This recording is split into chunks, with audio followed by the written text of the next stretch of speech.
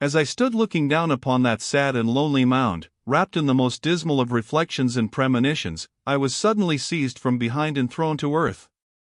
As I fell, a warm body fell on top of me, and hands grasped my arms and legs. When I could look up, I saw a number of giant figures pinioning me down, while others stood about surveying me. Here again was a new type of man, a higher type than the primitive tribe I had just quitted. They were a taller people, too, with better-shaped skulls and more intelligent faces. There were less of the ape characteristics about their features, and less of the negroid, too. They carried weapons, stone-shod spears, stone knives, and hatchets, and they wore ornaments and breechcloths, the former of feathers worn in their hair and the latter made of a single snakeskin cured with the head on, the head depending to their knees. Of course I did not take in all these details upon the instant of my capture, for I was busy with other matters. 3 of the warriors were sitting upon me, trying to hold me down by main strength and awkwardness, and they were having their hands full in the doing, I can tell you. I don't like to appear conceited, but I may as well admit that I am proud of my strength and the science that I have acquired and developed in the directing of it, that and my horsemanship I always have been proud of. And now, that day, all the long hours that I had put into careful study, practice, and training brought me in 2 or 3 minutes a full return upon my investment. Californians, as a rule, are familiar with jujutsu, and I especially had made a study of it for several years, both at school and in the gym of the Los Angeles Athletic Club, while recently I had, in my employ, a Jap who was a wonder at the art. It took me just about 30 seconds to break the elbow of one of my assailants, trip another and send him stumbling backward among his fellows, and throw the third completely over my head in such a way that when he fell his neck was broken. In the instant that the others of the party stood in mute and inactive surprise, I unslung my rifle, which, carelessly, I had been carrying across my back, and when they charged, as I felt they would, I put a bullet in the forehead of one of them. This stopped them all temporarily, not the death of their fellow, but the report of the rifle, the first they had ever heard. Before they were ready to attack me again, one of them spoke in a commanding tone to his fellows, and in a language similar but still more comprehensive than that of the tribe to the south, as theirs was more complete than AHM's. He commanded them to stand back and then he advanced and addressed me. He asked me who I was, from whence I came and what my intentions were. I replied that I was a stranger in Caspak, that I was lost and that my only desire was to find my way back to my companions. He asked where they were and I told him toward the south somewhere, using the Caspakian phrase which, literally translated, means toward the beginning. His surprise showed upon his face before he voiced it in words. "There are no galus there," he said. "I tell you," I said angrily, "that I am from another country, far from Caspak, far beyond the high cliffs. I do not know who the galus may be, I have never seen them. This is the farthest north I have been. Look at me, look at my clothing and my weapons. Have you ever seen a galu or any other creature in Caspak who possessed such things?" He had to admit that he had not, and also that he was much interested in me, my rifle and the way I had handled his 3 warriors. Finally he became half convinced that I was telling him the truth and offered to aid me if I would show him how I had thrown the man over my head and also make him a present of the bang spear, as he called it. I refused to give him my rifle, but promised to show him the trick he wished to learn if he would guide me in the right direction. He told me that he would do so tomorrow, that it was too late today and that I might come to their village and spend the night with them. I was loath to lose so much time, but the fellow was obdurate, and so I accompanied them. The 2 dead men they left where they had fallen, nor gave them a second glance, thus cheap is life upon Caspak. These people also were cave dwellers, but their caves showed the result of a higher intelligence that brought them a step nearer to civilized man than the tribe next toward the beginning. The interiors of their caverns were cleared of rubbish, though still far from clean, and they had pallets of dried grasses covered with the skins of leopard, lynx, and bear, while before the entrances were barriers of stone and small, rudely circular stone ovens. The walls of the cavern to which I was conducted were covered with drawings scratched upon the sandstone. There were the outlines of the giant red deer, of mammoths, of tigers, and other beasts. Here, as in the last tribe, there were no children or any old people. The men of this tribe had two names, or rather names of two syllables, and their language contained words of two syllables, whereas in the tribe of Tsa the words were all of a single syllable, with the exception of a very few like Atis and Gallus. The chief's name was Tujo, and his household consisted of 7 females and himself. These women were much more comely, or rather less hideous than those of Tsa's people. One of them, even, was almost pretty, being less hairy and having a rather nice skin, with high coloring. They were all much interested in me and examined my clothing and equipment carefully, handling and feeling and smelling of each article. I learned from them that their people were known as Banlu, or spearmen. Tsa's race was called Stiolu hatchetmen. Below these in the scale of evolution came the Bolu, or clubmen, and then the Halus, who had no weapons and no language. In that word I recognized what to me seemed the most remarkable discovery I had made upon Caprona, for unless it were mere coincidence, I had come upon a word that had been handed down from the beginning of spoken language upon earth, been handed down for millions of years, perhaps, with little change. It was the sole remaining thread of the ancient woof of a dawning culture which had been woven when Caprona was a fiery mount upon a great landmass teeming with life.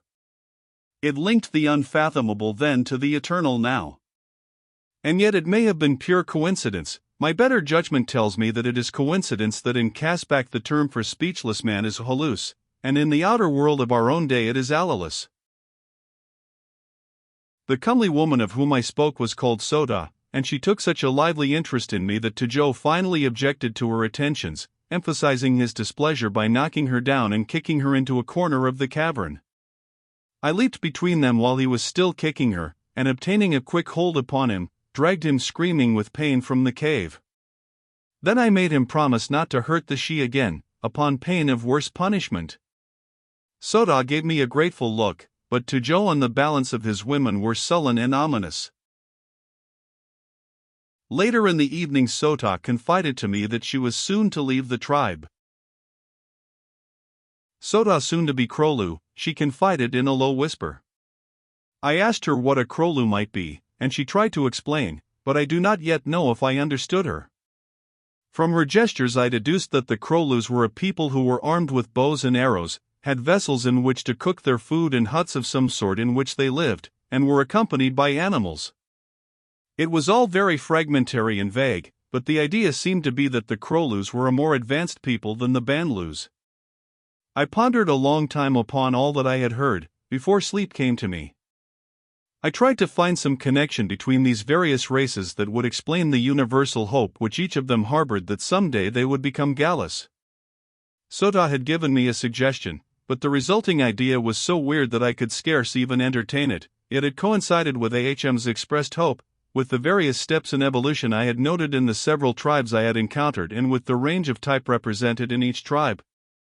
For example, among the Banlu were such types as Sota, who seemed to me to be the highest in the scale of evolution, and Tujo, who was just a shade nearer the ape, while there were others who had flatter noses, more prognathous faces and hairier bodies. The question puzzled me. Possibly in the outer world the answer to it is locked in the bosom of the Sphinx. Who knows? I do not. Thinking the thoughts of a lunatic or a dope fiend, I fell asleep, and when I awoke, my hands and feet were securely tied and my weapons had been taken from me. How they did it without awakening me I cannot tell you. It was humiliating, but it was true. Tujo stood above me. The early light of morning was dimly filtering into the cave. Tell me, he demanded, how to throw a man over my head and break his neck, for I am going to kill you, and I wish to know this thing before you die. Of all the ingenuous declarations I have ever heard, this one copped the proverbial bun. It struck me as so funny that, even in the face of death, I laughed. Death, I may remark here, had, however, lost much of his terror for me. I had become a disciple of Lys' fleeting philosophy of the valuelessness of human life. I realized that she was quite right, that we were but comic figures hopping from the cradle to the grave, of interest to practically no other created thing than ourselves and our few intimates.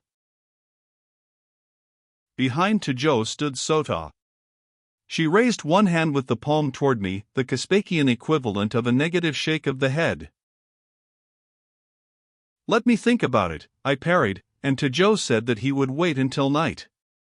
He would give me a day to think it over. Then he left, and the women left the men for the hunt, and the women, as I later learned from Sota, for the warm pool where they immersed their bodies as did the shes of the Estiolu.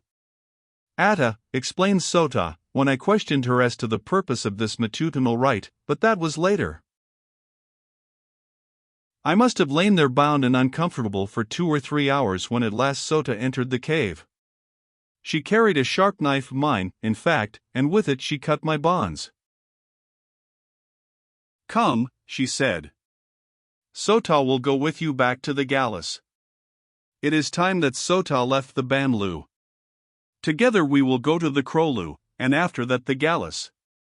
Tajo will kill you tonight. He will kill Sota if he knows that Sota aided you. We will go together." "I will go with you to the Krolu," I replied, "but then I must return to my own people toward the beginning." "You cannot go back," she said. "It is forbidden. They would kill you. Thus far have you come, there is no returning." "But I must return," I insisted. "My people are there. I must return and lead them in this direction." She insisted, and I insisted, but at last we compromised. I was to escort her as far as the country of the Krolu, and then I was to go back after my own people and lead them north into a land where the dangers were fewer and the people less murderous. She brought me all my belongings that had been filched from me: rifle, ammunition, knife, and thermos bottle, and then hand in hand we descended the cliff and set off toward the north. For 3 days we continued upon our way, until we arrived outside a village of thatched huts just at dusk. Sota said that she would enter alone. I must not be seen if I did not intend to remain, as it was forbidden that one should return and live after having advanced this far. So she left me. She was a dear girl and a stanch and true comrade, more like a man than a woman. In her simple barbaric way she was both refined and chaste. She had been the wife of Tajo. Among the Krolu she would find another mate after the manner of the strange Caspakian world, but she told me very frankly that whenever I returned, she would leave her mate and come to me, as she preferred me above all others. I was becoming a ladies' man after a lifetime of bashfulness. At the outskirts of the village I left her without even seeing the sort of people who inhabited it, and set off through the growing darkness toward the south. On the 3rd day I made a detour westward to avoid the country of the Banlu, as I did not care to be detained by a meeting with Tajo. On the 6th day I came to the cliffs of the Estiolu, and my heart beat fast as I approached them, for here was Lys. Soon I would hold her tight in my arms again, soon her warm lips would merge with mine.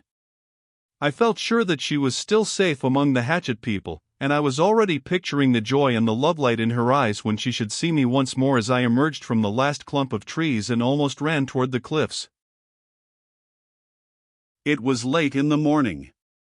The women must have returned from the pool, yet as I drew near, I saw no sign of life whatever.